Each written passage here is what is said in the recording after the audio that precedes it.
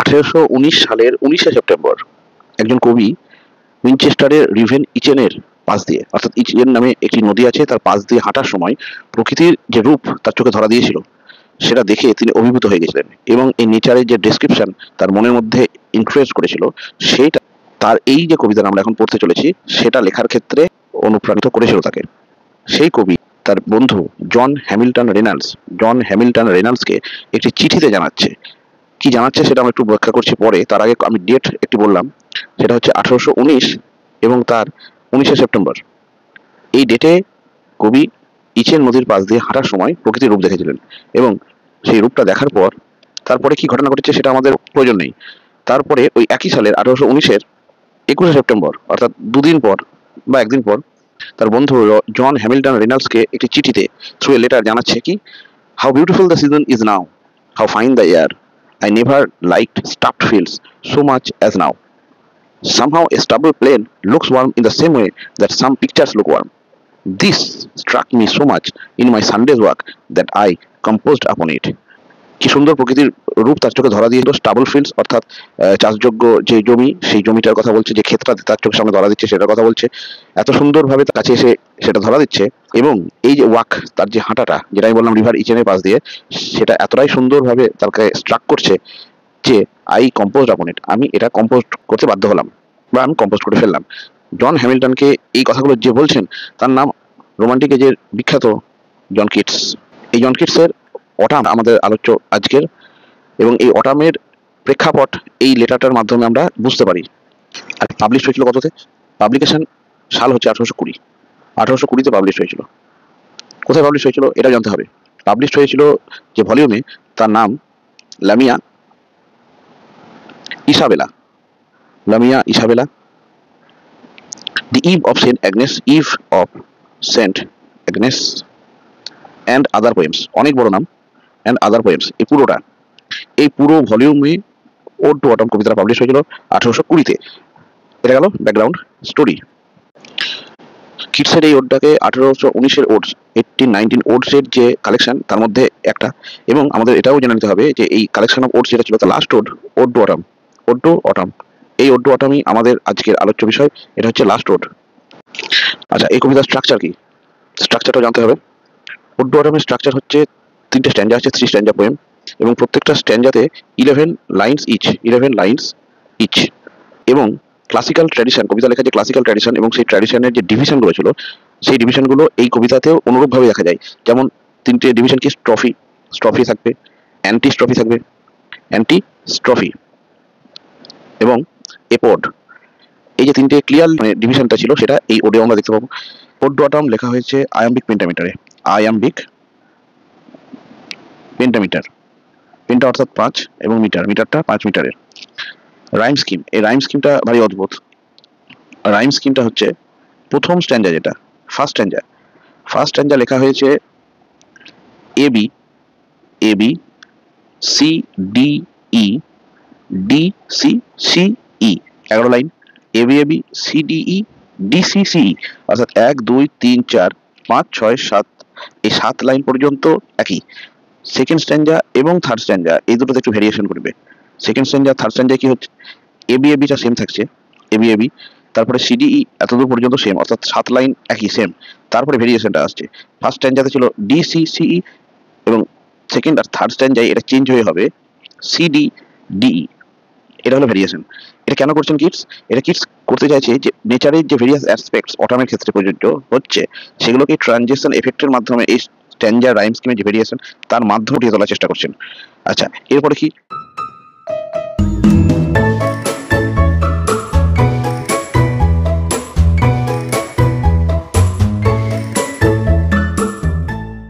John কিটসের ode to autumn আজকে আমাদের পাঠ্য বিষয়। কিন্তু এই কবিতায় ঢোকার আগে আমাদের ওড টু অটাম, এই যে টাইটেলের মধ্যে অটাম তো আমরা বুঝতে পারছি একটি কবিতা, মানে একটি সিজনের নামের কথা বলছে অটাম, কিন্তু ওড কি, ওড টু অটামের ওডটা মানে কি, এটা একটু জেনে নেওয়া প্রয়োজন আছে। ওড শব্দটা গ্রিক শব্দ অ্যাডিন থেকে এসেছে, AEIDEIN। অ্যাডিন এটা হচ্ছে একটি গ্রিক শব্দ, যেখান থেকে বিবর্তন হতে হতে আমরা ওডটা পেয়েছি। তাহলে অ্যাডিনের অরিজিনাল মানে কি ছিল? অ্যাডিনটার অরিজিনাল মানে ছিল গান করা বা চ্যান্ট করা, স্তব করা। সিং অর চ্যান্ট, চ্যান্ট মানে স্তব করা। এই অ্যাডেইন থেকে মিডিল ফ্রেঞ্চ, ল্যাটিন এসবের মধ্যে দিয়ে আজকে বর্তমানে ইংলিশ ওয়ার্ড হিসেবে আমরা যে ওডটা পেলাম, এই ওডের মানে কি দাঁড়ালো তাহলে? তাহলে ওডের মানে দাঁড়ালো কি? কবিতা অথবা গানের মাধ্যমে যদি কোনো চ্যান্ট করা বোঝায়, কোনো পার্সন হতে পারে, কোনো ইনঅ্যানিমেট অবজেক্ট হতে পারে, তখন সেটাকে আমরা ওড বলবো। এই গেল ওড। তাহলে ওডটা ইংলিশ ওয়ার্ড, এবং এখানে আমরা কাকে ওড করছি? জন কিটস কাকে ওড করছেন? কার কথা সিং করছে, চ্যান্ট করছে? অটামের কথা। এটি সিজন, যাকে চ্যান্ট করা হচ্ছে। চলো, ওড যখন জানলাম তখন আমাদের পরবর্তী আরো অনেকগুলো ওড আছে, ode to nightingale, ode to west wind. তো আমরা ওডের কিছু কিছু টাইপস আছে, তো সেই টাইপস গুলো জাস্ট ওয়ান লাইনার হিসেবে একটু জেনে নিই। ওডস অনেক ধরনের হয়, যেমন হোরাসিয়ান ওড, হোরাসিয়ান ওড। আর কি হয়? পিন্ডারিক ওড, পিন্ডারিক, কবির নামে ওড, পিন্ডার তার নামে পিন্ডারিক ওড। এবং আরেকটি ওড আছে, সেটাকে কাউলিয়ান ওড বলা হয়। অনেকে এটাকে ইরেগুলার ওডও বলে, ইরেগুলার ওড। এবার এগুলোর কি ফিচার্স, ক্যারেক্টারিস্টিক্স, এগুলো তো আমরা আজকে আলোচনা করতে পারবো না। যখন টাইপস, ডিভাইস এগুলো নিয়ে আলোচনা হবে সেদিন এগুলোর বর্ণনা দেওয়া যাবে। তো এখন শুধু এটুকু জেনে রাখো, ওড টু অটামের অটাম এই কবিতাটা একটা ওডের মধ্যে পড়ে, এবং ওডের অর্থ হচ্ছে চ্যান্ট অথবা সিং। এই দুটো কাকে করা হয়? কোনো অ্যানিমেট অথবা ইনঅ্যানিমেট পার্সন অর বিংকে, লিভিং বিংকে। ঠিক আছে, এবার আমরা কবিতায় ঢুকি, চলো। Season, season of mist. Season, season মানে ঋতু। তাহলে এখানে কোন ঋতুর কথা বলা হচ্ছে? খুব সোজা, কবিতার নাম থেকে পাচ্ছি, অটামের কথা বলা হচ্ছে। Season of autumn. কিরকম সিজন অফ মিস্ট? মিস্টের অর্থ কুয়াশা, ফগি, হেজি, ওয়াটার ড্রপস।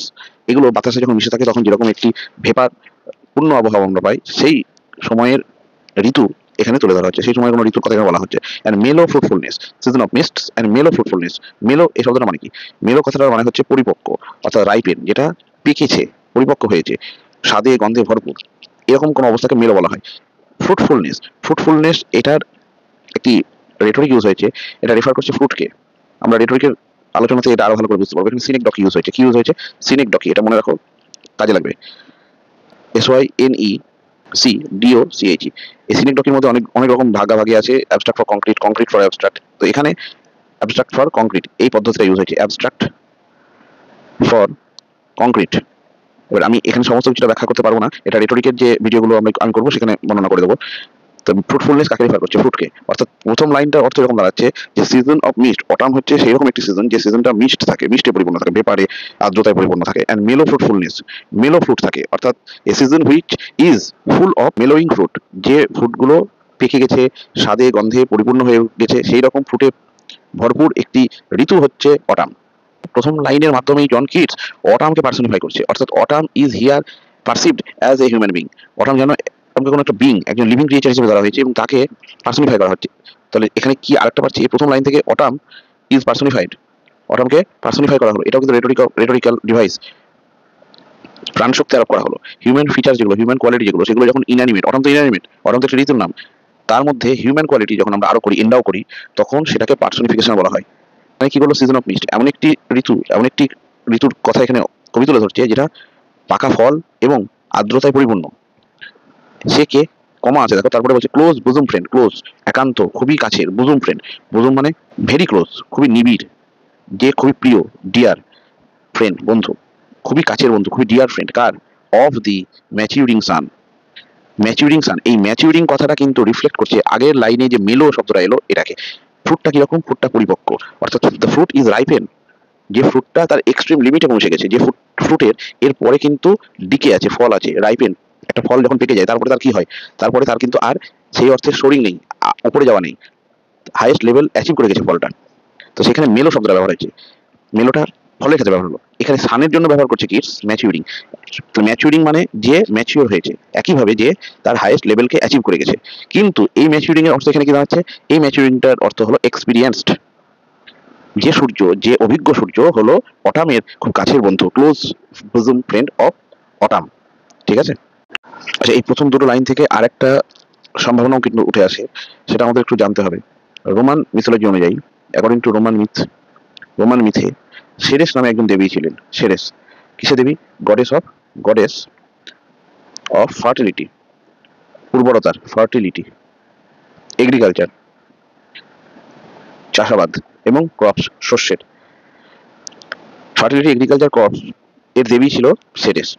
এই Ceres is represented as mother figure, সমস্ত কিছুকে আগলে রাখে এবং সমস্ত কিছু উৎপন্ন হওয়ার যে দেবী তার নাম সেরেস, অর্থাৎ she is represented as female. সহজেই অনুমেয়। বেশ, এখানে কিডসের মনে যেন কোথাও এটা ছিল autumn is here also represented as Ceres. অটামই যেন সেরেস রূপে এখানে কিটসের কবিতায় ধরা দিয়েছে, অর্থাৎ autumn is like a female mother figure. পরের লাইনে যাকে ম্যাচিউরিং সান বলছে, এবং maturing sun is also a close bosom friend of autumn, যে অটামের আবার খুব ডিয়ার ওয়ান। অর্থাৎ সান, এই সানকে আমরা কি হিসেবে জানি? Sun is represented as mail. কেন? তার ওয়ার্মথের জন্য, তার পাওয়ারের জন্য, অ্যাগ্রেশনের জন্য। এবার এই সেরেস যে অটামের মধ্যে দিয়ে ফুটে উঠেছে, এবং সান যে তার ম্যাচুরিটির মধ্যে দিয়ে ফুটে উঠছে, এই দুজন যখন একসাথে থাকে, হোয়েন দে আর টুগেদার, তখন এ রিচ বাউন্টি, প্রাচুর্যে ভরে ওঠে পরিবেশ। তখন চারিদিকে মেলোয়িং ফ্রুটফুলনেস হয়, তখন চারিদিকে সমস্ত কিছু প্রাচুর্যে ভরে ওঠে। এখানে কিটসের কলম থেকে মেটাফরিক্যালি এই মেল ফিমেলের যে সেক্সুয়াল ডিজাইনটা ফুটে উঠছে, it's indicating it's production, it's reproduction. অর্থাৎ প্রকৃতি যেন প্রাচুর্যে ভরে উঠবে কখন? যখন সিজন অফ মিস্ট, যে অটাম, সে তার ক্লোজ ফ্রেন্ড, বুজুম ফ্রেন্ড ম্যাচুরিং সানের সাথে কি করবে সেটা তো আমরা পরের লাইনে পাবো। এখানে both R represented as male and female. ঠিক আছে? তো এই ম্যাচুরিং কেন বলছে সানকে? এই ম্যাচুরিং শব্দটার মধ্যেও কিন্তু একটা একাধিক অর্থ নিহিত আছে। একটা অর্থ এরকম হতে পারে যে, যে মুহূর্তে মানে সান যত সময় পাস হয়, সান তত কি হচ্ছে? ম্যাচিওর হচ্ছে, ওল্ডার হচ্ছে, এক্সপিরিয়েন্স হচ্ছে। এবং এই মানে ওল্ডার যত হচ্ছে, তত সে প্রকৃতির যে প্রাচুর্যটা ফুটে তুলছে, প্রকৃতির মধ্যে যে মেলোয়িং ব্যাপারটা নিয়ে আসছে, পরিপক্ক রাইপেনিং ব্যাপারটা নিয়ে আসছে, সেটা তার ম্যাচিউরিটির জন্য। সূর্য এই অটামের সময়, এই অটাম ঋতুতেই পরিবেশে যে সমস্ত শস্য, ক্রপ, ফ্রুটস এগুলো থাকে, তাদেরকে তার এক্সট্রিম লেভেলে, এক্সট্রিমিটিতে নিয়ে আসে, অর্থাৎ রাইপেন করে, তাদেরকে পরিপক্ক করে তোলে। এটা একটু অর্থ হতে পারে। আর একটা অর্থ আমাদের মানে বুঝতে হবে, সান এই যে প্রকৃতির, সূর্য প্রকৃতির এই সমস্ত কিছুকে যে তার এক্সট্রিমিটিতে নিয়ে যাচ্ছে, এই করার সময় সে নিজেও তো তার ডে গুলোকে পাস করছে। He is also becoming mature, experience, older as the time passes. ঠিক আছে? তাহলে দুটো অর্থ কিন্তু এখানে প্রযোজ্য, দুটো অর্থ কিন্তু সম্ভাবনা আছে, দুটো অর্থ হওয়ারই সম্ভাবনা আছে। এরপরে শব্দটা, দুজনে মিলে কি করবে? কনস্পায়ারিং উইথ হিম, কনস্পায়ার করবে। কনস্পায়ারের কথার অর্থ কি? ষড়যন্ত্র করা। কনস্পায়ার শব্দটার রুট ওয়ার্ডে আমাদের যেতে হবে, নাহলে এই লাইনটার অর্থ খুঁজে পাওয়া যাবে না। কনস্পায়ার শব্দটা কিভাবে তৈরি হয়েছে? কন, কন এই শব্দটার মানে উইথ, সঙ্গে, অথবা টুগেদার, একসাথে, একসাথে অথবা টুগেদার, এটা কন। এবং এই যে স্পাইরিং, এই স্পাইরিং শব্দটা এসেছে ল্যাটিনের স্পাইডেয়ার। স্পাইডেয়ার, স্পাইডেয়ার মানে কি? টু ব্রিথ, টু ব্রিথ, নিঃশ্বাস নেওয়া। তাহলে কনস্পাইডেয়ার অর্থাৎ টুগেদার টু ব্রেথ, একসাথে নিঃশ্বাস নেওয়া। তো এখানে কি হলো? কনস্পায়ার শব্দটার অর্থ আমরা তো জানি, কনস্পায়ারিং কোথা থেকে এসেছে? কনস্পায়ার মানে ষড়যন্ত্র, ষড়যন্ত্র করা। এখানে কিন্তু ষড়যন্ত্র মানে দাঁড়াবে না। কিরকম? এখানে আমাদের রুট ওয়ার্ড বলছে যে কনস্পায়ার মানে যেহেতু নিঃশ্বাস নেওয়া একসাথে, অর্থাৎ তারা একে অপরের সঙ্গে হাত ধরে, একে অপরের হাত ধরে এগিয়ে যাবে। কি করার জন্য? সেই অ্যাক্টিভিটিগুলো আমরা পরে পাবো। কিন্তু এখানে সূর্য এবং অটাম ক্লোজ ব্লুজুম ফ্রেন্ড হওয়াতে, এবং যে কারণ autumn is represented as mother earth, আমরা আর্থকে মাদার হিসেবে কল্পনা করি। তাহলে অটাম যদি মাদার আর্থ হয়, এবং সান যদি মেল হয়, যে এই আর্থকে সাহায্য করছে তার তার ওপর সমস্ত এগ্রিকালচার, ফার্টিলিটি এবং পরিবেশে, নেচারে যে প্রাচুর্য, ফুল ফলকে রাইপেন করতে, মেলোইং ব্যাপারটা নিয়ে আসতে, সেইটা এই কনস্পায়ার শব্দটার মধ্যে দিয়ে কিন্তু কিটস তুলে ধরেছে। এখানে মেল এবং ফিমেল দুজনকে পোট্রে করা হয়েছে as a design of spiritual or physical togetherness, bonding. ঠিক আছে? তাহলে তারা একসাথে ব্রেথ নিচ্ছে, নিঃশ্বাস নিচ্ছে, অর্থাৎ তারা একসাথে কাজ করছে, একসাথে প্রচেষ্টা চালাচ্ছে। কিসের জন্য? With him, conspiring with him. Autumn conspire করছে উইথ হিম, সানের সাথে। কি ব্যাপারে? হাউ টু লোড, লোড মানে ফিল করা, ভর্তি করা, পরিপূর্ণ করা। কিভাবে পরিপূর্ণ করবে? অ্যান্ড ব্লেস, ব্লেসের অর্থ তো আমরা জানি আশীর্বাদ করা, কিন্তু এখানে ব্লেস মানে আশীর্বাদ নয়, ব্লেস মানে এখানে ধরতে হবে প্রদান করা। কি প্রদান করছে? সান এই অটাম আর্থ হিসেবে যাকে ধরা হচ্ছে, অটাম আর্থকে কিভাবে লোড করছে, কিভাবে পরিপূর্ণ করছে? কিসে পরিপূর্ণ করছে? উইথ ফ্রুট, ফল দিয়ে। এইটার এত গভীর তাৎপর্য, যেটা লাইন বাই লাইন ওয়ার্ডের মিনিং করলে কিন্তু বোঝা সম্ভবই নয়। Conspiring with him, how to load and bless. এই লাইনটা সিম্পল মানে হচ্ছে, কনস্পায়ার অর্থাৎ আমরা জানলাম যে একসঙ্গে হাত ধরে কাজ করা, যেখানে একসঙ্গে নিঃশ্বাস নেওয়ার কথা তুলে ধরা হয়েছে। উইথ হিম, সূর্যের সাথে। হাউ টু লোড, লোড অর্থাৎ পরিপূর্ণ করা, ফিল করা। অ্যান্ড ব্লেস, ব্লেস মানে আশীর্বাদ করা। কিন্তু এখানে আশীর্বাদ অর্থ তো হবে না, এখানে হবে মেক হ্যাপি। কে হ্যাপি করবে? এই যে সূর্য এবং অটাম, ম্যাচুরিং সান এবং অটাম, তাদের কাজের মাধ্যমে কি করবে? হ্যাপি করবে, ফিল করবে। কাকে ফিল করবে? ভাইনকে। ভাইন হচ্ছে এক ধরনের ক্রিপার, অর্থাৎ লতানো গাছ, যারা কোনো কিছুকে আশ্রয় করে এগিয়ে যায়। তাহলে সেই ভাইন, সেই লতানো ক্রিপার, সে কি হয়? ফল ধরে। ফলটা কি? With fruit. আমরা ধরতে পারি গ্রেপস, ইংল্যান্ডে গ্রেপসের প্রাচুর্য আছে। আঙুর ফল যে ভাইনে ধরবে সেই ভাইনদেরকে কি করছে, ব্লেস করছে কারা, অটাম এবং সূর্যের যে কনস্পায়ারিং অ্যাটিটিউড, যে একসঙ্গে কাজ করার যে অ্যাটিটিউড, সেটার ফলে কি হচ্ছে, এই ক্রিপার্সরা ব্লেসড হচ্ছে, আনন্দিত হচ্ছে। কেন, তাদের তাদের কাছে ফল ধরছে, গ্রেপস তাদের উপর জন্মাচ্ছে with fruits.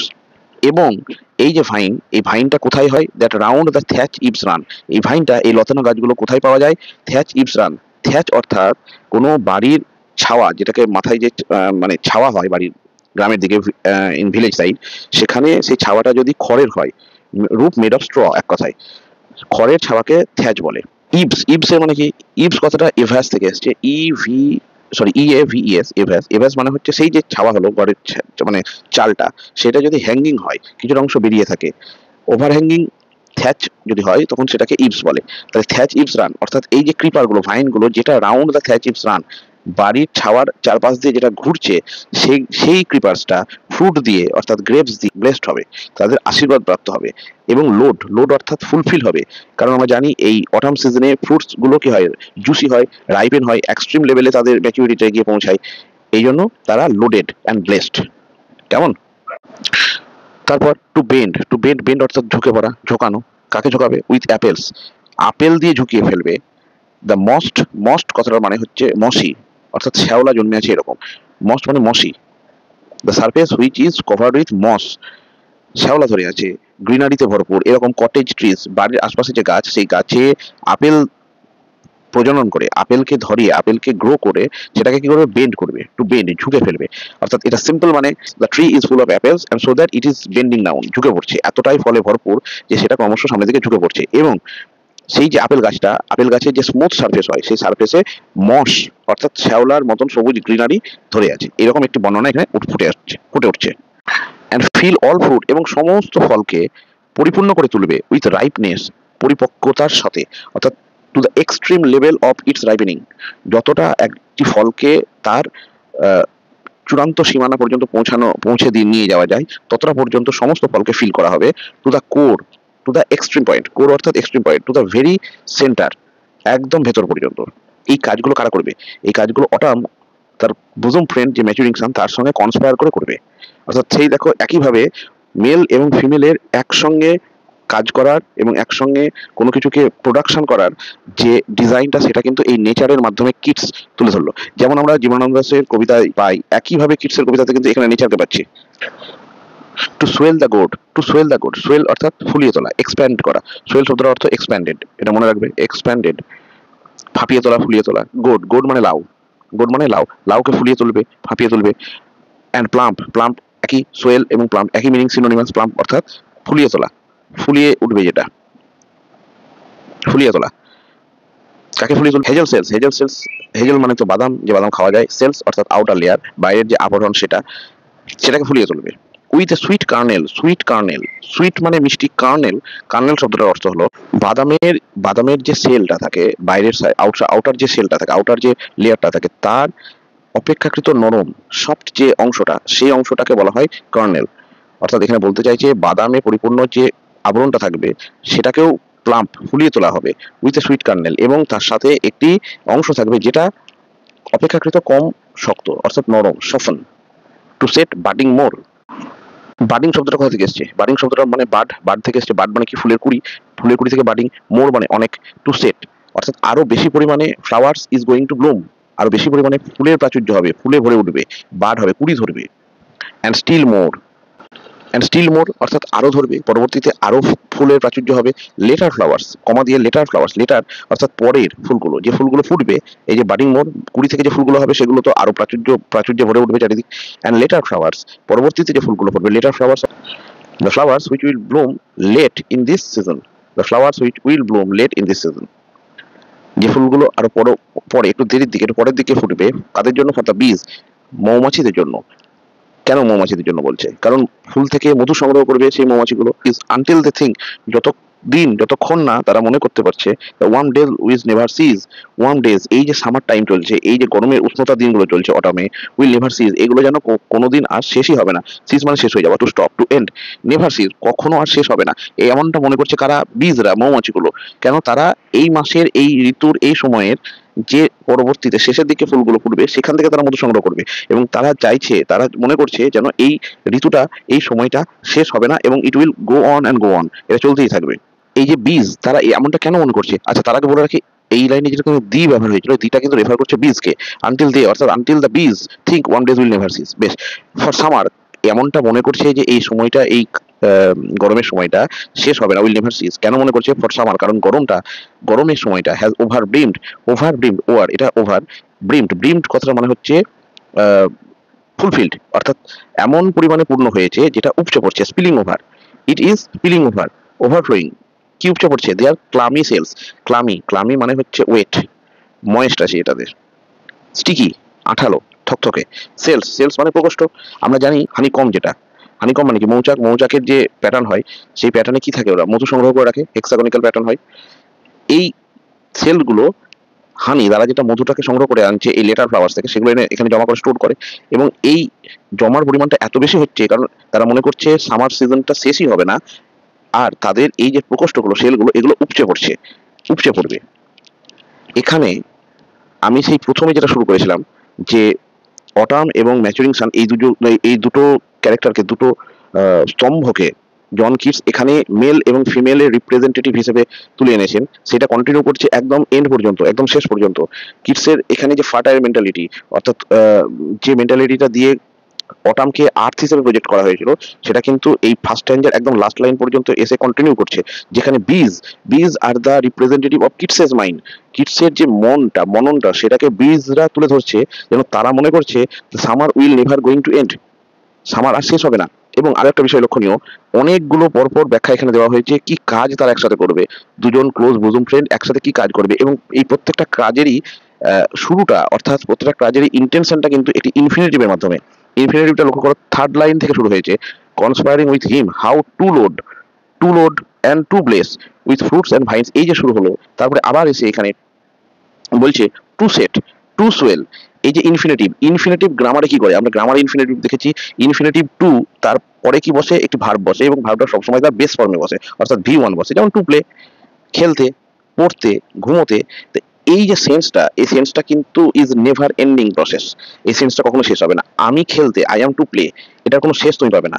ইনফিনিটিভনেস is here represented as continuous, and এই যে কাজগুলো, এই কাজগুলো কিন্তু নেভার এন্ডিং। যে নেভার এন্ডিংটা এখানে সিজের মাধ্যমে বীজ তুলে ধরছে, কারণ বীজ প্রজেক্ট করছে যে summer will never going to end, summer শেষ হবে না। এবং আমরা লেট ফ্লাওয়ার্স থেকে যে মধুগুলোকে সংগ্রহ করে এনেছি, সেগুলো আমাদের যে স্টোর রুম, অর্থাৎ যে হানিকাম্ব, সেখানে এমন পরিমাণে মজুদ হয়েছে যেটা ওভারব্রিম করবে বা ওভারব্রিম করছে। এবার নেক্সট স্ট্যান্ডে যাব। সেকেন্ড স্ট্যান্ডা শুরু হচ্ছে, who hath not seen thee often amid thy store. হ্যাথটা আর্কিক ইংলিশ, ওল্ড ইংলিশ, এর মানে have. Who have not seen thee অর্থাৎ এটাও আবার আর্কিক ইংলিশ, মানে you. Who hath not seen you often, often, এটা মানে অফেন, প্রায়। অ্যামিড এই শব্দটার মানে হচ্ছে ইন দ্য মিডল অফ, মধ্যে, মিডল অফ। দাই এটা সেই থি যেটা বা দি, তারই পজিটিভ। দাই মানে ইয়োর। দি, দাই, হ্যাভ, এগুলো সব আর্কিক ইংলিশ। স্টোর এইটা আমরা পরে ব্যাখ্যা পাবো। স্টোর অর্থাৎ আমরা এখানে ধরে নিতে পারি কোন একটি সঞ্চয় করে রাখার স্থান, স্টোর। আচ্ছা, লাইনটা মানে কি হলো? Who have not seen you in the middle of your store. কে তোমাকে দেখেনি? Who have not seen you, কে তোমাকে দেখেনি? অফেন, প্রায়ই। In the middle of your store, তুমি যেখানে সঞ্চয় করে রাখো সেখানে তোমাকে কে দেখেনি? Who have not seen. তাহলে কোথা থেকে? আমরা তো শেষ করলাম যেখানে মৌমাছি বা বীজরা হানি সংগ্রহ করে রাখার জন্য সামারকে যেন শেষ না হয় এটাই মনে করছিল, ওখান থেকে শিফট করে এসে এবার অন্য একটি ন্যাচারাল সেটিংসে এসে কবিতাটা পড়েছে। এখানে কি হচ্ছে? এটা একটা রিটোরিক্যাল কোশ্চেন। দেখো লাইনটা কোশ্চেন মার্ক দিয়ে শেষ হয়েছে, who had not seen thee often amid the store. কে অটামকে তার প্রাচুর্যের, তার স্টোরের মাঝখানে দেখেনি, দেখতে পায়নি? রিটোরিক্যাল কোশ্চেন, অর্থাৎ speaker himself knows the answer. Speaker নিজেই উত্তরটা জানে। যখন প্রশ্নকর্তা নিজেই উত্তর জেনে প্রশ্নটা করে তখন তার নাম হয় রিটোরিক্যাল কোশ্চেন, এবং এটি একটি ফিগার অফ স্পিচ। এখানেও সেরকমই হচ্ছে যে কে দেখেনি অটমকে? উত্তর, অটমকে সবাই দেখেছে। লাইনটার অর্থ এরকম যে আমরা তো অটমকে এই কবিতার তিনটে স্ট্যান্ডায় তিন রকম ভাবে পাবো।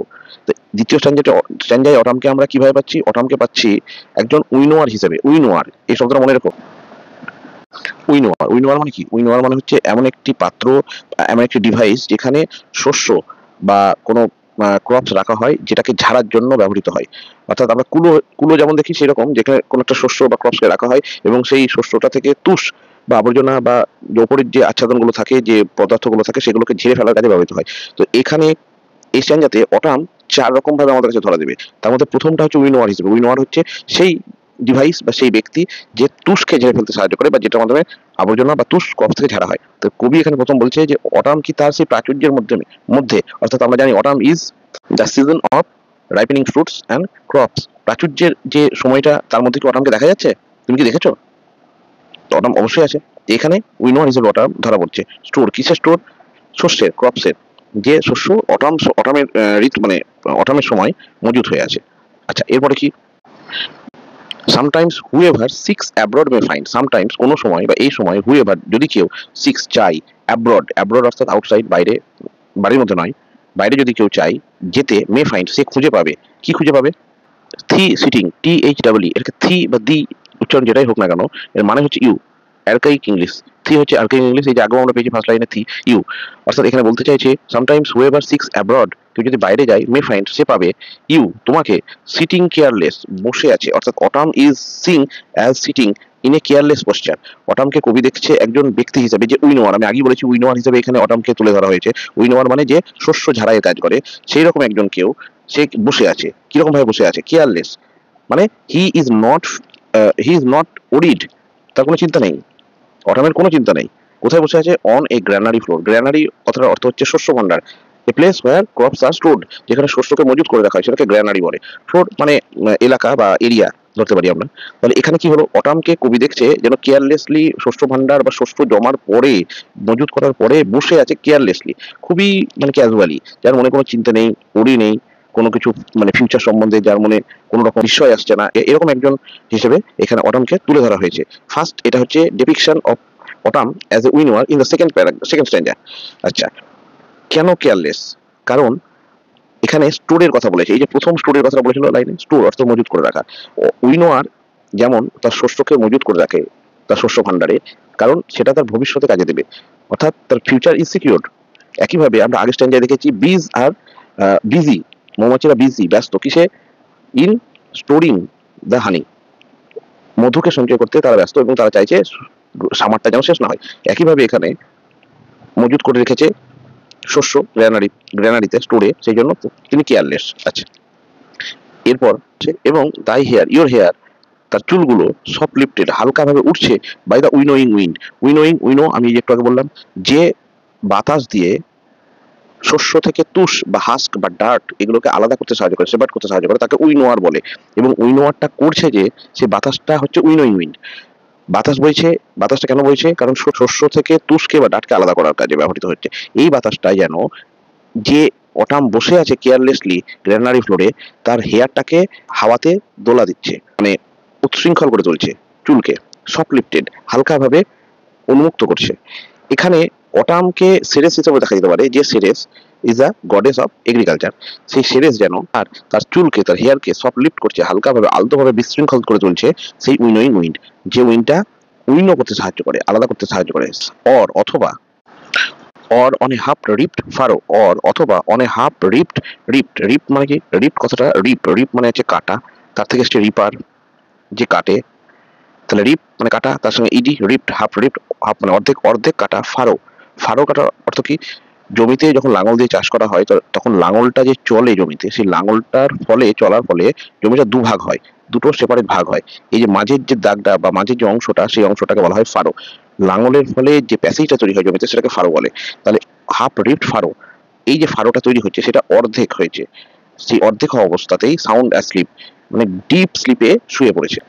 এখানে কার কথা বলা হচ্ছে? অটামের কথা বলা হচ্ছে। অটামকে আমরা এর আগে 4টে লাইনে কি হিসেবে পেলাম? উইনোয়ার হিসেবে। হাফ রিপড ফারো, যে কাজটা অসম্পূর্ণ আছে, এখনো পরিপূর্ণ হয়নি। কেন পরিপূর্ণ হয়নি? কারণ এই যে লাঙল দিয়ে চাষ হলো, এই লাঙল দিয়ে চাষ হওয়ার ফলে এখানে বীজটাকে বপন করা হবে এবং সেখান থেকে যে শস্যটা আসবে, সেই শস্যটাকে সঞ্চয় করবে, কাটা মানে প্রথমে কাটা হবে, রিপ করা হবে, রিপ করার পরে সেটাকে গ্লিন করা হবে, গ্লিন অর্থাৎ কুড়িয়ে মজুত করা হবে, সেটাকে নিয়ে গিয়ে গ্র্যানারিতে স্টোর করা হবে। এই হচ্ছে প্রসেস। তো এখানে পুরো এই প্রসেসটার প্রথম যে ধাপটা রিপ করা, সেটাই হাফ হয়ে আছে, অর্ধেক হয়ে আছে। রিপটা অর্ধেক হয়ে আছে এবং সেই অবস্থায় সাউন্ড অ্যাসলিপ, গভীর ঘুমে তন্দ্রাচ্ছন্ন হয়ে আছে। আচ্ছা, আমি মনে করে দেখো এই স্ট্যান্জাটা শুরু করার আগে প্রথমে বলছিলাম যে এই দ্বিতীয় স্ট্যান্জাতে অটমকে আমরা 4টে পোস্টারে পাবো, যে পোস্টারটা 4 রকম ভাবে এখানে অটমকে রিপ্রেজেন্ট করবে। প্রথমে আমরা কি হিসেবে পেলাম? উইনোয়ার হিসেবে। উইনোয়ার প্রথম 4 লাইনে পেয়েছি। এখন autumn is represented as a reaper, অর্থাৎ যে শস্যকে কাটে তাকে কি পাচ্ছি? সে কিন্তু ঘুমিয়ে পড়েছে, সাউন্ড অ্যাসলিপ, গভীর ঘুমে। কিন্তু এই যে ঘুমিয়ে পড়লো, কিসের সাহায্যে ঘুমালো? ড্রাউজ মানে তন্দ্রাচ্ছন্ন ভাব। উইথ দ্য ফিউম অর্থাৎ ইনসেন্স, সুগন্ধ, গন্ধ, সেন্ট অফ পপিজ। পপি মানে এক ধরনের আফিম জাতীয় কালচার, স্কারলেট রেড কালারের এক ধরনের ফুল থেকে, বীজ থেকে ফুল হয়, সেটাকে পপি বলে। সেই পপির যে গন্ধ, সেই গন্ধে ড্রাউজিনেস, তন্দ্রাচ্ছন্ন ভাব এসে হাফ রিপ্ট অবস্থায় অটম কিন্তু শুয়ে পড়েছে। এবং এই প্রত্যেকটা তার যে অ্যাক্টিভিটি, প্রত্যেকটা তার যে রোল পারফরমেন্স, একবার উইনোয়ার হিসেবে এবং একবার রিপার হিসেবে, প্রত্যেকটা ক্ষেত্রে কিন্তু আমরা দেখছি যে কোনো একটা অংশে এসে সেই অ্যাক্টিভিটিটা ফ্রিজ হয়ে আসছে, থেমে যাচ্ছে, তার পরের অংশটা কিন্তু এগাচ্ছে না, কাজটা কিন্তু এগাচ্ছে না। আচ্ছা, এরপরে কি বলছে? এরপরে বলছে হোয়াইল দাই হুক, যখন মানে ঘুমিয়ে পড়েছে ফিউমের গন্ধে, পপিজের গন্ধে ঘুমিয়ে পড়েছে পপিজের গন্ধে। এরপর হোয়াইল দাই হুক, যখন তোমার হুক অর্থাৎ ইনস্ট্রুমেন্ট অফ কাটিং, যার মাধ্যমে কাটা হয়, এটাকে আমরা স্কাইথি ধরতে পারি। স্কাইথি মানে কোন একটি কাটার যন্ত্র, সেটাকে স্কাইথি বলে। তো সিকেল, কাস্তে, এ ধরনের কোনো যন্ত্র যেটা হোয়াইল দাই হুক স্পেয়ার মানে হচ্ছে ছেড়ে দেওয়া। আমরা বলি না, আমি কিন্তু তোমাকে স্পেয়ার করবো না, অর্থাৎ আমি কিন্তু তোমাকে ছাড়বো না। এখানে স্পেয়ার মানে হচ্ছে ছেড়ে দেওয়া। লিভ, কি লিভ করবে? তার নেক্সট সোয়াত, পরবর্তী সোয়াত, যে জমি, যে মাঠের কথা বর্ণনা করা হচ্ছে, সেই মাঠে এরকম রোতে হয়তো কর্ন বা পপিজ এগুলো আছে। তো হুকের সাহায্যে নেক্সট সোয়াত কাটতে কাটতে, এই যে রিপ করছিল না একটু আগে, যে বললো যে হাফ রিপ, অর্থাৎ এই রিপিং এর কাজটা চলছিল, কাটতে কাটতে পরের যে রোটা নেক্সট সোয়াত, এটা যদি নেক্সট সোয়াত হয়, এই নেক্সট সোয়াতে অর্থাৎ নেক্সট অংশে এসে সেটা সোয়াতের মানে কি? সোয়াতের মানে নেক্সট রো। তার মানে ব্যাপারটা কি ঘটছে? হোয়াইল দাই হুক যখন তার স্কাইথিটা, কাস্তেটা, স্পেয়ার ছেড়ে দিয়েছিল, দ্য নেক্সট ওয়ান, পরবর্তী রোটাকে, কারো কনের বা পপিজ এদের যে রো ছিল সেটাকে ছেড়ে দিয়েছিল, কাটেনি আর। কেন? ওই যে ড্রাউজিনেস এসে তাকে ভর করেছিল, তাকে তার উপর ভিড় করেছিল। অ্যান্ড অল ইটস টুইন্ড মানে কি? টুইন্ড মানে টুইস্টেড, তার গায়ে যে জড়িয়ে আছে, পেঁচিয়ে আছে। এই যে এটা যদি গাছ হয়, তার গায়ে পেঁচিয়ে যদি থাকে, তাহলে টুইন বলে। ফ্লাওয়ার্স, কিরকম ফ্লাওয়ার্স আছে, কার গায়ে আছে? এখানে যে শস্যগুলো আছে, সেটা কর্ন হতে পারে, পপিজ হতে পারে, সেই শস্যগুলোর গায়ে যে ফ্লাওয়ার গুলো, ছোট ছোট ফুলগুলো পেঁচিয়ে ছিল, কয়েলড অবস্থায় ছিল, সেইগুলোকে স্পেয়ার ছেড়ে দিয়েছিল। কেন? ড্রাউজিনেস এসে তাকে তার উপর ড্রাউজিনেস এসেছিল, তার ঘুম ঘুম ভাব পাচ্ছিল, এই জন্য সে স্পেয়ার করেছিল। ঠিক আছে, এই দুটো রোল গেল। এরপরে অ্যান্ড সামটাইমস, এবং কিছু সময়, লাইক এ গ্লিনার কাকে বলা হয়? গ্লিনার বলা হয় ওয়ান হু গ্লিনস। গ্লিন মানে কি? গ্লিন মানে হচ্ছে স্টোর করা, মজুত করা, কোরানো, কোনো কিছুকে কুড়িয়ে জড়ো করাকে গ্লিন করা বলা হয়। সেটা যে করে তাকে গ্লিনার বলে। অর্থাৎ মাঠে যখন যারা কাজ করে, তারা যে অংশটাকে কাটলো, কেটে চলে গেল, এবং তারপরে যে অবশিষ্ট অংশ পড়ে থাকে, সেই অংশের যে শস্যগুলো, সেগুলোকে বা বীজগুলোকে, সেগুলোকে এক জায়গায় সমস্তকে করে যেটা সঞ্চয় করা হয়, স্টোর করা হয়, সেই কাজটা যে করে তাকে গ্লিনার বলে। তাহলে এখানে অটামকে এবার গ্লিনার হিসেবে কল্পনা করা হচ্ছে। এন্ড সামটাইমস এ গ্লিনার দাও অর্থাৎ ইউ, ডস্ট মানে ডু, এবং কিপ। লাইনটা মানে কি হলো? And sometimes like a gleaner you do keep, এবং কোনো সময় একজন গ্লিনারের মতন, একজন কি বলবো, সংগ্রহকারী হিসেবে তুমি কিপ রাখো। কি রাখো? স্টেডি অর্থাৎ সমর্থ, খুবই দৃঢ়। দাই দাই মানে ইয়োর, আমরা আগে পেয়েছি দাই মানে ইয়োর। লেডেন শব্দটার অর্থ হচ্ছে বোঝাই করা, বোঝাই বা ভারাক্রান্ত, ভারাক্রান্ত। কিসের ভার? যে শস্যগুলোকে সে মজুত করলো, গ্লিন করলো, সেগুলোকে তো এবার মাথায় নিতে হবে, মাথায় নিয়ে ফিরতে হবে। সেই জন্য মনে করা হচ্ছে অটাম যেন সেগুলোকে গ্লিনার হিসেবে জড়ো করলো, এবং খুব দৃঢ় পদক্ষেপটা কাকে রেফার করছে? এই যে আগে ড্রাউজিনেস ছিল, যে ড্রাউজিনেসটা এখন কেটে গেছে, ড্রাউজিনেসে মানুষ তন্দ্রাচ্ছন্ন ছিল, এবং তারও আগে আমরা কেয়ারলেস ভাবে সিটিং করতে দেখেছি, বসে থাকতে দেখেছি। এইগুলোকে কাটিয়ে উঠে এখন যেন অটাম ইজ নাও স্টেবল, অর্থাৎ দৃঢ়, কনফার্ম, ইনফার্ম। কি মাথায় আছে? লেডেন হেড, মাথায় কি নিয়ে আছে? সেই শস্যগুলোকে মাথায় নিয়ে দৃঢ় পদক্ষেপে কি করবে? এগিয়ে যাবে অ্যাক্রস এ ব্রুক, একটি নদীকে পাশ কাটিয়ে। ব্রুক এই শব্দটা মানে হচ্ছে স্মল রিভার, যাকে আমরা রিভুলেটও বলতে পারি। রিভুলেট মানে স্মল রিভার, নদী মানে রিভার, তার থেকে ছোট নদীকে রিভুলেট বলে, ব্রুক বলে, স্ট্রিম বলতে পারি। কেমন? তাহলে এই যে দেখো, নদীর ধার দিয়ে যখন অটাম যাচ্ছে হেঁটে, এটা রিফ্লেক্ট করছে না? আমি প্রথম একদম এই কবিতা বলার আগে যেখানে বলেছিলাম, যেখানে লিচেন রিভারের পাশ দিয়ে কিডস হেঁটে আসছিল এবং তার নেচারকে দেখে যেটা মনে ইনফ্লুয়েন্স হয়েছিল সেটারই ফল হিসেবে তার বন্ধুকে চিঠি লেখে এবং চিঠিতে সেটা তুলে ধরে। এখানে আমরা পাচ্ছি সেটা। আচ্ছা, তাহলে এই তিনটে role আমরা দেখলাম অটামের। এরপরে কি আসছে? প্রথম রোল এলো উইনোয়ার হিসেবে, দ্বিতীয় রোল আমরা পেলাম রিপার হিসেবে, তৃতীয় রোল পেলাম কি গ্লিনার হিসেবে, এই যে গ্লিনার। 4 নম্বর রোল আমরা পাবো। 4 নম্বরে কি বলছে? Or by a cider presser, অথবা কি করবো অটাম বাই মানে বিসাইড, কার কার পাশে? Cider pressure. সাইডার মানে কি? সাইডার হচ্ছে আপেল থেকে তৈরি যে জুস সেটাকে সাইডার বলে। আপেল থেকে যে জুস তৈরি হয় সেটাকে সাইডার বলে। প্রেস, প্রেস অর্থাৎ সাইডার প্রেস, এই দুটো মিলে একটি শব্দ। সাইডার প্রেস হচ্ছে এমন একটা ইনস্ট্রুমেন্ট, আমরা যেমন আখের যে যন্ত্রটা দেখি, আখ থেকে রস বের করা, আখ দেওয়া হয় এবং তারপরে চাকাটাকে ঘুরিয়ে রস বের করা হয়, সেরকম সাইডার প্রেস হচ্ছে এমন একটি ইনস্ট্রুমেন্ট, এমন একটি যন্ত্র যেখানে আপেল থেকে জুস বের করা হয়। তাহলে সেখানে বলছে বাই বিসাইড সাইডার প্রেস, সেই রকম একটি ইনস্ট্রুমেন্টের পাশে দাঁড়িয়ে, একটি যন্ত্রের পাশে দাঁড়িয়ে, উইথ পেশেন্ট লুক, পেশেন্ট কথাটার মানে হচ্ছে খুবই ধৈর্যশীল ভাবে, পেশেন্ট, এমন একটি দৃষ্টি, with deep attention, utmost attention দিয়ে সে দেখবে, দা ওয়াচেস্ট, ইউ ওয়াচ, দা ওয়াচেস্ট, তুমি দেখবে। কি দেখবে? দ্য লাস্ট উজিং, উজিং শব্দের অর্থ হচ্ছে চুইয়ে পড়া। কোনো কিছু থেকে যখন চুইয়ে চুইয়ে কিছু পড়ে সেটাকে উজ করা বলা হয়, ডাবল ও জেডি, উজ। তাহলে এখানে কি দেখবে? এখানে যে আপেলের যে রস বের করা হচ্ছে সাইডার প্রেস থেকে, সেটা ঘন্টার পর ঘন্টা, আওয়ার্স বাই আওয়ার্স অটাম দেখতে পারে উইথ পেশেন্ট লুক। কারণ autumn is not in hurry, অটামের কোনো তাড়াহুড়ো নেই। কেয়ারলেস শব্দটার মাধ্যমে সেটা ফুটে উঠেছে, ড্রাউজিনেস তার মাধ্যমে ফুটে উঠেছে, হাফ রিপ্ট তার মাধ্যমে ফুটে উঠেছে। এরপরে কি এখানে গ্লিনার হিসেবে দেখেছি, সেখানেও স্টেডি, স্টেডি দৃঢ়, এমন অ্যাক্টিভিটি যেটা খুব দৃঢ় কিন্তু তার মধ্যে কোনো তাড়াহুড়ো নেই। অর্থাৎ autumn is very much calm and infirm in itself. Hours by hours অর্থাৎ for a long time, very long time, অনেকক্ষণ ধরে দেখতে পারে উইথ পেশেন্ট লুক, যে লুকের মধ্যে দিয়ে কোনো রকম তাড়াহুড়ো প্রকাশ পায় না।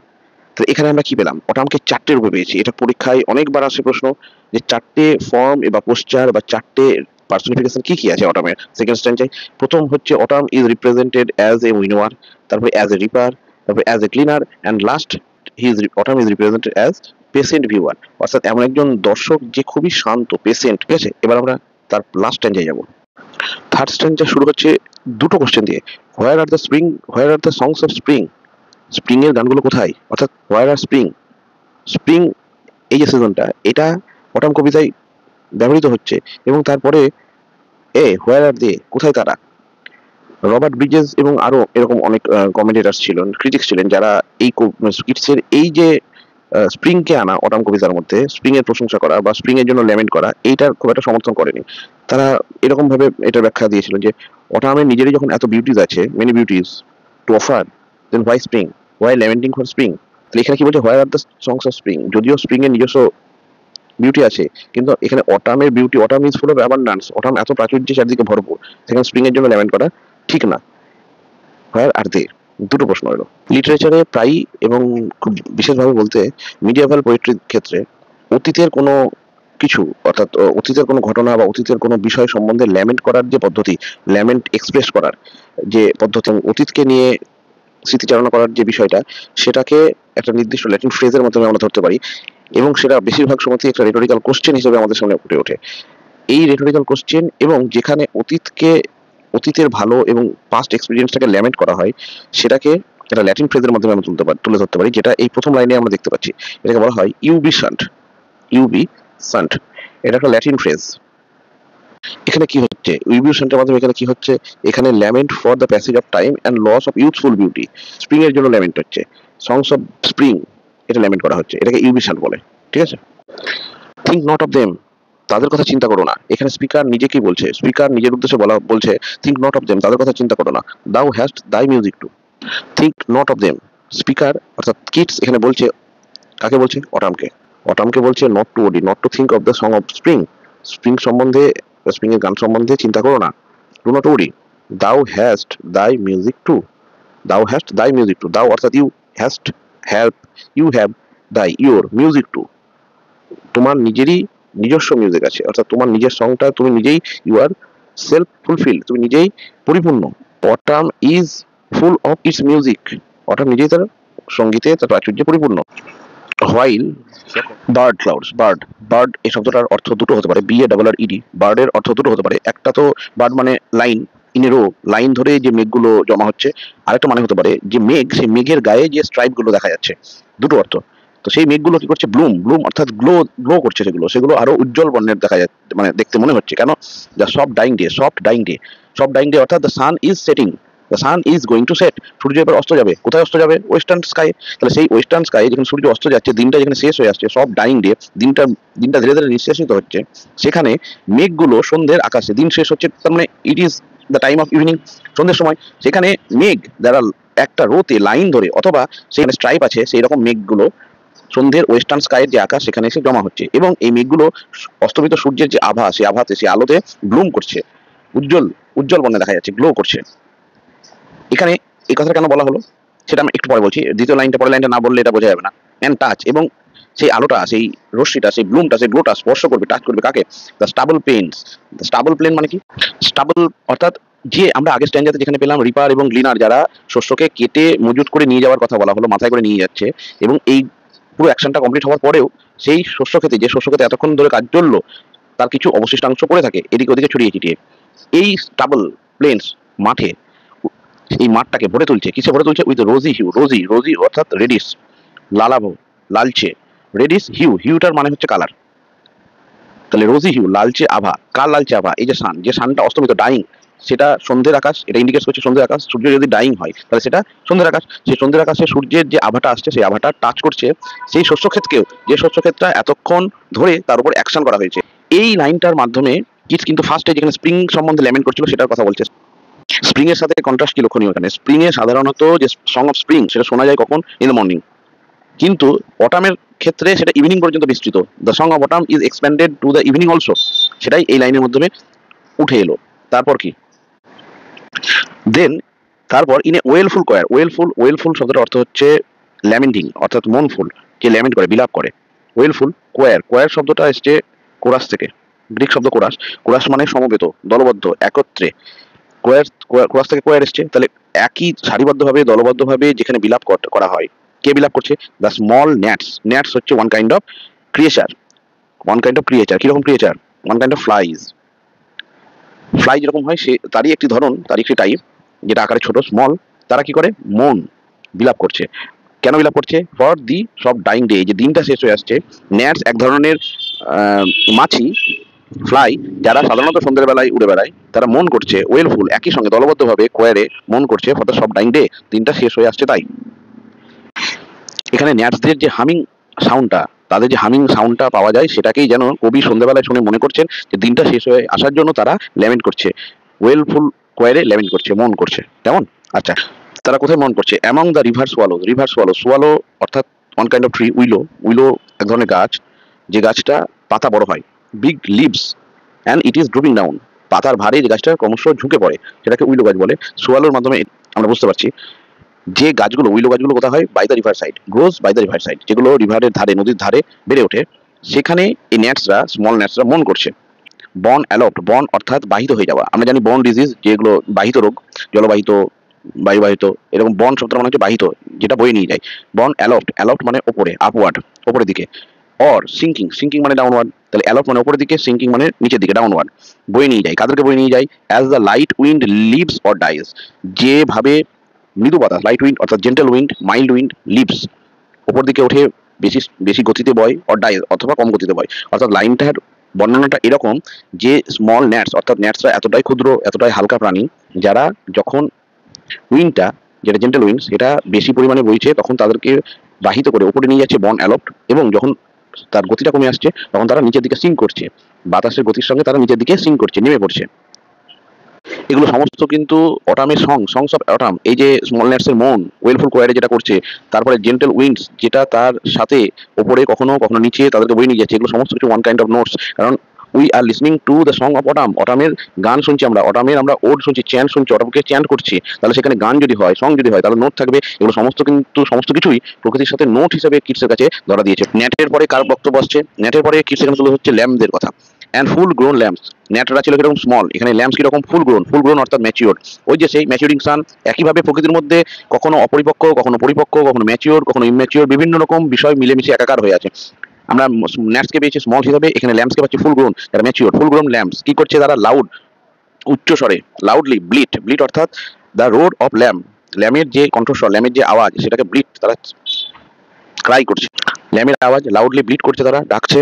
কোথা থেকে? ফ্রম হিলি বন, ফ্রম হিলি বন, হিলি অর্থাৎ ফুল অফ মাউন্টেন, ওভারগ্রোন হিলস, সেরকম এলাকা থেকে। বন, বন কথাটা মানে হচ্ছে বাউন্ডারি, পাহাড়ি মাউন্টেনিয়াস অর্থাৎ হিলি রিজিয়নের যে বাউন্ডারি, সেখান থেকে ফুল গ্রোন ল্যাম, ম্যাচিওর ল্যাম তারা ব্লিট করছে, লাউডলি ব্লিট করছে।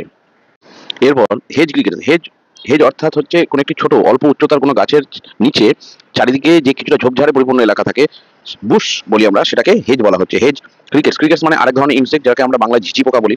তাহলে হেজ ক্রিকেটস, হেজ ক্রিকেটস কোথায় পাওয়া যায়? সেই ঝোপঝাড়পূর্ণ এলাকায় পাওয়া যায় এবং সন্ধ্যেবেলায় পাওয়া যায়, সন্ধ্যের সময় পাওয়া যায়, ইভিনিং টাইম পাওয়া যায়। কারণ এখানে আমরা জানি already the sun is dyeing, দিনে সূর্যটা অস্তমিত যাচ্ছে, সেই রকম সময় ক্রিকেটস সেই ঝোপঝাড়পূর্ণ এলাকায় সিং, গান গাইছে, আওয়াজ করছে। এই সিং কথার অর্থ কি? এটাকে এইভাবে বক্তব্যটা পেশ করতে হবে। এই ছোট্ট ইনসেক্টস ক্রিকেট তারা এই যে বুশি এলাকায় থাকে সেখানে তারা চার্ট করে, তারা যখন উড়ে বেড়ায়, তারা যখন সেখানে প্রদক্ষিণ করে, তখন তাদের কাছ থেকে চার্পিং কিছু সাউন্ড আসে, সেটাকে এখানে সিং বলে ধরা হলো। অ্যান্ড নাও, তাহলে তিন ধরনের অ্যানিমালস বা ইনসেক্টের কথা আমরা পেলাম। এরপর নাও, এখন, with treble soft, treble, treble শব্দটার মানে হাই নোট, খুবই উচ্চ উচ্চাঙ্গের যে নোট সেটাকে ট্রেবল বলা হয়, এবং সফট, ট্রেবল সফট উচ্চাঙ্গ, এবং সফট, সফট মানে হচ্ছে ডেলিকেট, নরম, যেটা খুবই উচ্চ স্তরের নোট হবে কিন্তু তার মধ্যে ডেলিকেসি থাকবে, সূক্ষ্ম থাকবে, সেরকম একটি নোট। সেটা কারা করছে? The red breast whistles, red breast, red breast one kind of bird, এক ধরনের পাখির নাম হচ্ছে রেড ব্রেস্ট, তাকে আমরা রবিন রেড ব্রেস্ট হিসেবে অনেক কবিতায় পেয়েছি, রবিন রেড ব্রেস্ট। সেই পাখিটা কি? হুইসেলস, হুইসেল মানে সিং, একই সিঙ্গিং, গান গাওয়া, বাঁশি বাজানো, হুইসেল থেকে বাঁশি বাজানো আমরা বোঝাতে পারি, অর্থাৎ রেড ব্রেস্টও যেন গান গাইছে। কোথা থেকে? From a garden Croft, crop, crop অর্থাৎ কোনো একটি বাড়ি, বাড়ির সংলগ্ন যদি কোনো বাগান থাকে সেটাকে ক্রপ বলে, বাড়ির সামনে বা আশপাশে যদি কোনো সংলগ্ন অ্যাটাচ গার্ডেন থাকে সেটাকে ক্রপ বলে, তাহলে গার্ডেন ক্রপ। সেই বাড়ি সংলগ্ন কোনো বাগান থেকে রবিন রেড ব্রেস্ট হুইসেলস, যেন সেও গান গাইছে। কিরকম? উইথ ট্রেবল সফট, খুবই উচ্চ স্তরের নোটে, এবং softly, with delicacy, with full of delicate note গাইছে। অ্যান্ড, এবং, আর কারা? সোয়ালোজ, সোয়ালোজ হচ্ছে এক ধরনের পাখি, সোয়ালোজ এক ধরনের পাখি যারা ওয়ার্মার এলাকাতে থাকতে পছন্দ করে, যারা গ্রীষ্মপ্রধান দেশের পাখি, অর্থাৎ গ্রীষ্ম যখন চলে, আমরা জানি অটাম, এই টাইমটা, এই অটামের সময়টাতে কি সাধারণত গ্রীষ্মকাল চলছে, আমরা আগের স্ট্যান্ডাতেই পেয়েছি। তো গ্রীষ্মকালে সোয়ালোজরা বিভিন্ন জায়গায় বাসা করেছিল, বিভিন্ন জায়গায় তাদের নেস্ট বিল্ড করেছিল। এবার যখন গ্রীষ্মকালটা শেষ হয়ে আসছে, it is closing to an end, তখন উইন্টার আসবে, গ্রীষ্মের শেষে উইন্টার আসবে, অর্থাৎ সিজনটা চেঞ্জ হবে। এবার এই সোয়ালোজরা কি করবে? তারা অন্যত্র মাইগ্রেট করবে। অন্যত্র মাইগ্রেট করার জন্য তাদেরকে গ্যাদার করতে হবে, একসঙ্গে উড়ে বেড়ায়। কিভাবে উড়ে বেড়ায়? তারা একটা ফ্লকে উড়ে বেড়ায়, এক ঝাঁকে উড়ে বেড়ায়। Swallows always flies in a flock, তারা সবসময় ঝাঁক বেঁধে এক দলে উড়ে বেড়ায়, তাহলে সেই জন্য তারা গ্যাদার করছে। অ্যান্ড গ্যাদারিং সোয়ালোজ, তারা কি করছে? Twitter in the sky, Twitter আমরা জানি, টুইটার শব্দটার মানে হচ্ছে পাখির চার্পিং, পাখির যে কি বলবো, কিচিরমিচির এই ধরনের জাতীয় যে শব্দ, আওয়াজ, সেটাকে টুইটার বলে আমরা বলতে পারি। এবং এটা একটা one kind of figure of speech, এটাকে ওনোমাটোপইয়া বলে। ফিগার বেসড অন সাউন্ড, সাউন্ডের উপর নির্ভর করে যে ফিগার্সগুলো, রেটরিকগুলো তৈরি হয়েছে, তার মধ্যে ওনোমাটোপইয়া একটি, এবং এখানে সেটা মুহুর্মুহু ব্যবহার হয়েছে এই স্ট্যান্ডাতে। তারা টুইটার ওয়ান অফ দেম, এবং তারা টুইটার করছে, তারা twitter one kind of notes song. কাদের সং? Swallows song. কোথায়? ইন দ্য স্কাইস, তারা আকাশে ঝাঁক বেঁধে প্রস্তুতি নিচ্ছে ওয়ার্মার কোনো প্লেসে, যেহেতু summer is going to end and they wants to go to warmer country, warmer place. তারা শীতপ্রধান দেশে থাকতে পারবে না, অন্য জায়গায় উড়ে যেতে হবে, তা সেই জন্য তারা গ্যাদার করছে স্কাইজে, এবং সেটার সঙ্গে তারা টুইটারও করছে। এখান থেকে কিন্তু পরিষ্কার, is the time for winter to come, শীত কিন্তু আসতে চলেছে।